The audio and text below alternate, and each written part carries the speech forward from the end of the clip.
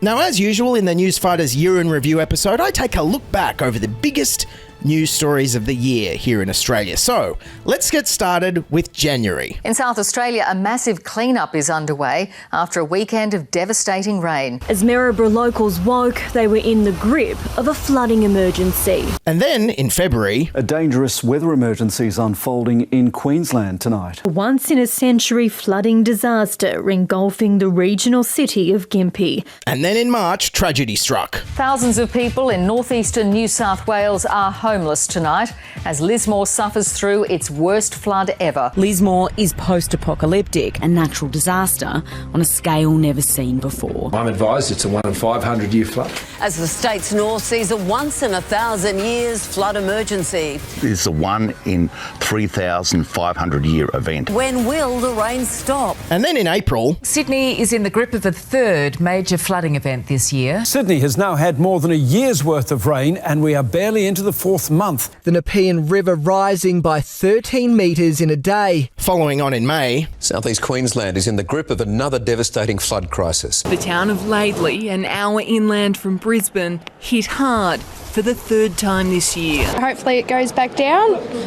Fingers crossed. And then maybe you remember what happened in June. Adelaide's been battered by a violent cold front. Creeks were overflowing, parklands turned into lakes as residents became trapped in their homes. You'd have to go back to 1920 to find a wetter first week of June. And who can forget July? Tonight, Sydney's flood emergency. Thousands told to leave as homes go under. Camden is underwater again. Locals here are devastated. They've seen this happen time and time again, but never as frequently as this in just a matter of months. And still the rain keeps falling. And then what happened in August? Parts of Tasmania have recorded their wettest August day on record. The SES has responded to nearly 100 calls for help as heavy rain and strong winds battered southeast Tasmania. It's the third time Rosemary Coleman's property has flooded in 14 months. And how about September? Flooding is still hitting parts of Western New South Wales. Gunnedah prepares for impact as water levels keep rising. With Gunnedah hit by a second major flood in a week. Okay, tell me when you see a pattern emerging here. This was October. Flood emergencies continue to grip 3 states this evening. Just minutes from the CBD, flooding hit Melbourne. I can't believe how much water there is. Flooding has forced this Nyngan farmer to swap his tractor for a boat. We've got a boat in,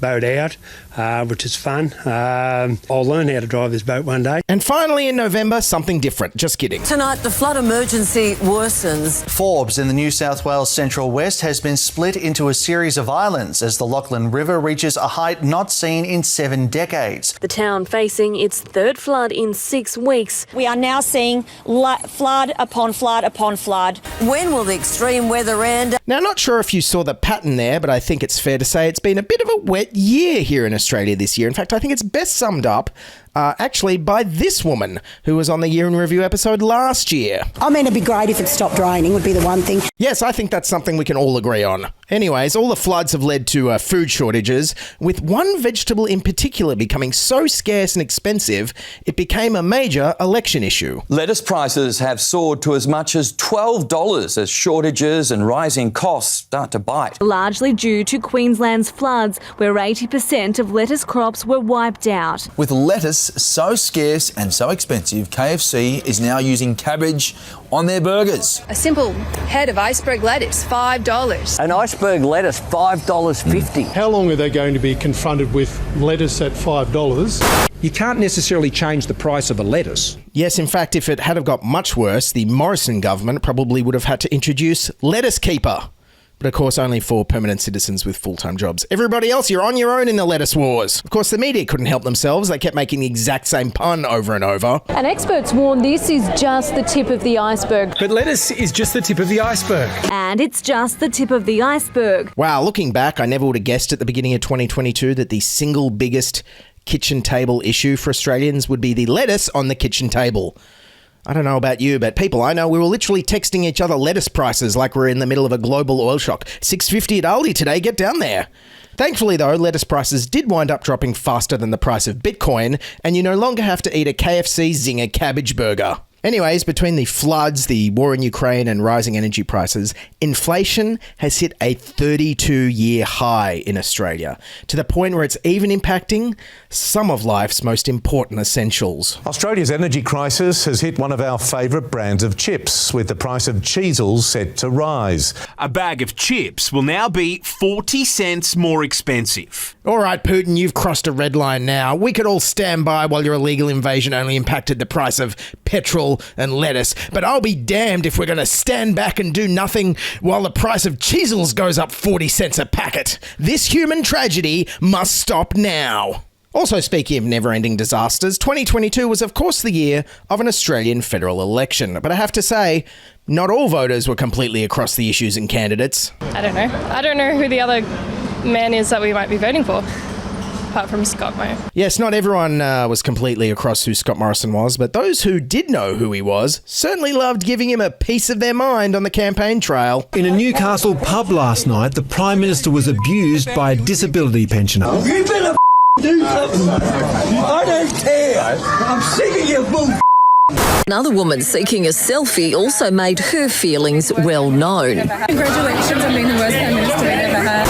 A screaming protester who confronted Scott Morrison at a pub in Western Sydney last night. You're a disgrace! Needless to say, after that, Morrison's media team started looking for photo ops where there was a slightly lower chance of him being accosted by drunken uni students and angry pensioners. And they settled on locations like this Central Coast fishing shop, which turned out to be full of lots of great pun opportunities for the media. The Prime Minister fishing for votes. Today he's fishing for votes. Scott Morrison hoping to lure more Australians to vote for the coalition. In the New South Wales Central Coast, Mr Morrison hoping voters take the bait. Winning over the public can require a bit of bait. Hoping voters would be taken hook, line and sinker by his announcement. By casting $20 million. Casting for the votes of weekend warriors. Although he wasn't keen to be on the hook for any questions on the pledge. Careful media, don't go over your pun catch limit.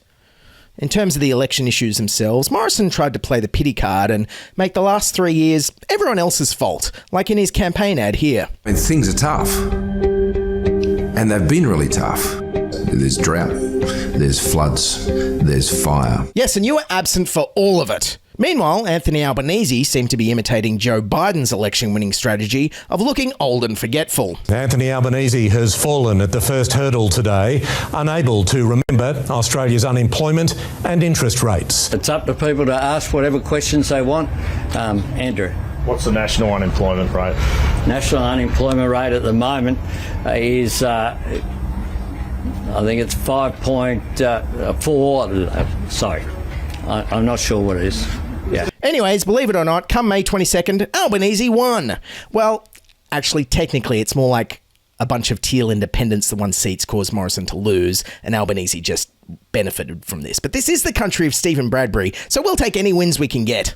Needless to say, Sky News didn't react well to Labor's victory. The Albanese government will change this country in ways that you will find will be a terrible, terrible tragedy. 3 disastrous and incompetent years of a Teals-led Labor government where Parliament obsesses over woke identity politics, climate and Indigenous issues as the economy grinds to a halt under their watch. Because it's so obvious where this is going, philosophically. It's moving ultimately to an official apartheid. Now we are faced with 3 years of hardcore left-wing government that will destroy the fabric of this nation. We will see our living standards crushed, our livelihoods damaged, our cultural institutions devastated, our kids' future prosperity decimated. Just see the insanity of it, and it just makes me so angry because this country is better than that. Ooh, normal channel you've got there, Mr. Murdoch.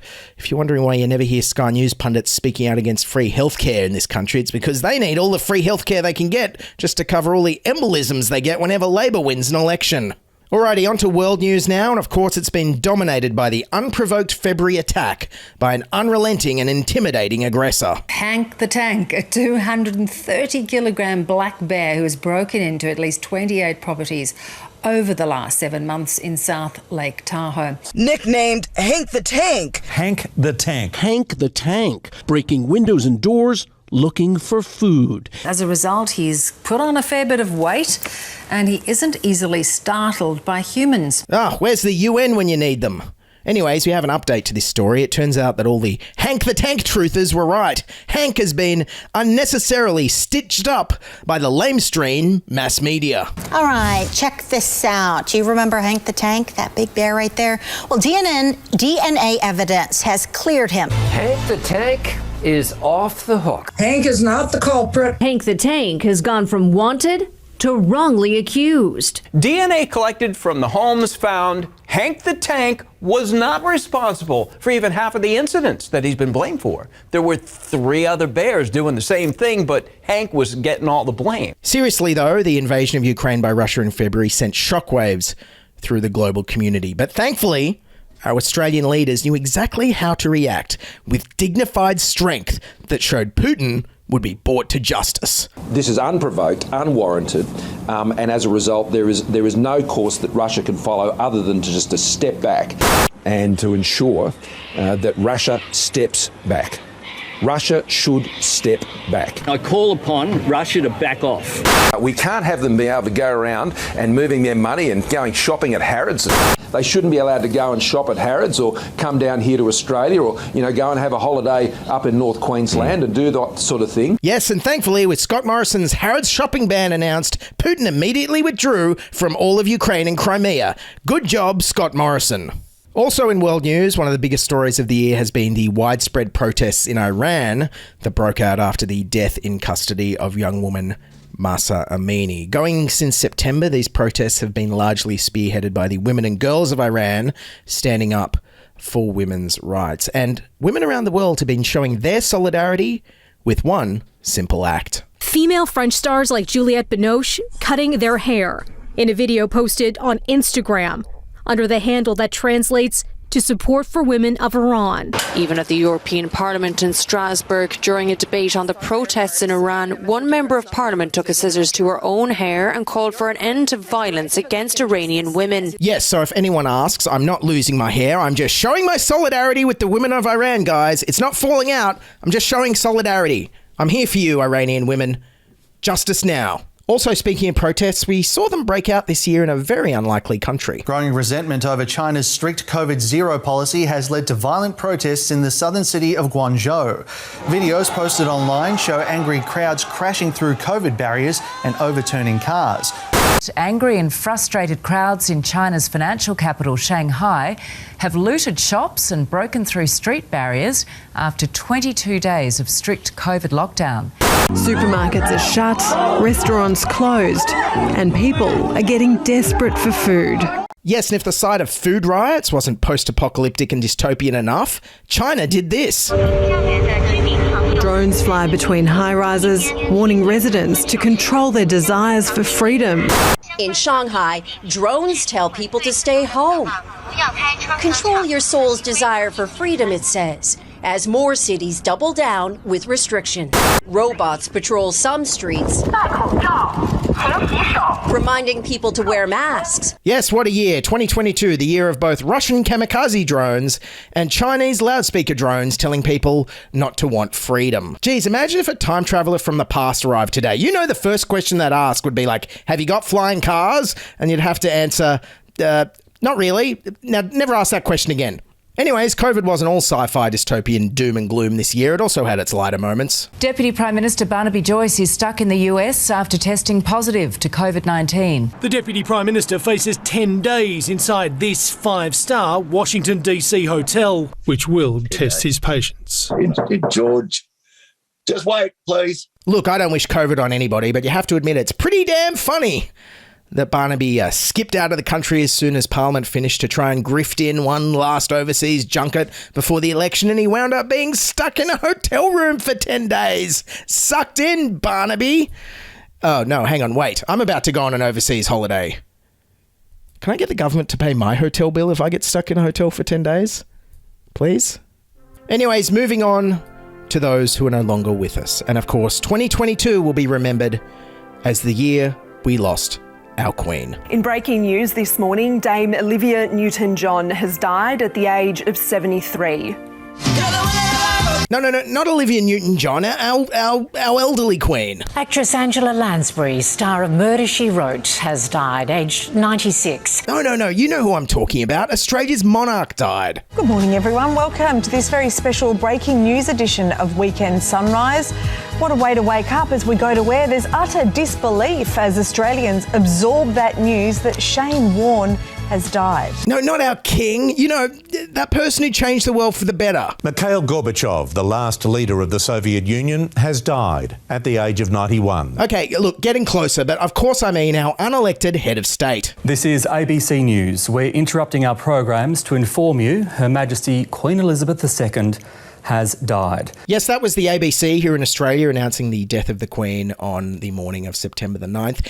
And you could tell straight away that this was a momentous occasion that they'd been rehearsing and preparing for years. And didn't it show? Over the past 7 hours we've been waiting for news, and now it has come. We'll go live to Buckingham Palace and the ABC's Steve Kinane. Steve, what is the feeling like there today?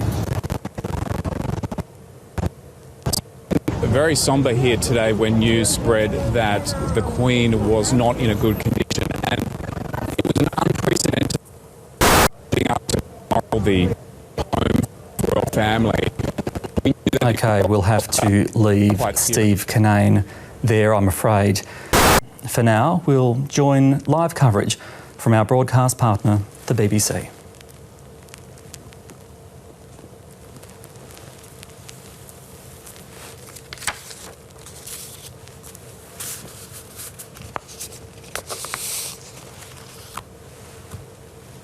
Nailed it! Yes, the death of the Queen was arguably one of the biggest historical events to happen in years or decades, and a lot of people out on the street just wanted to be part of this history, even if they didn't quite know how to react or have the right thing to say.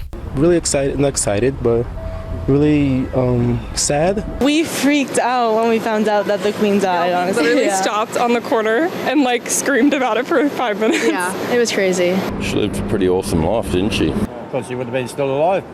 Wonder how many corgis she said. You have to celebrate these things because now hopefully she has gone to heaven and she will hopefully have a happy time. Well, here it's the middle of the night in London, and yet we're still gathering here. Yeah. I came home after a work event and I turned on the TV and I saw you. And you wanted to be here as well? Yeah, I did, yeah. 5-minute walk.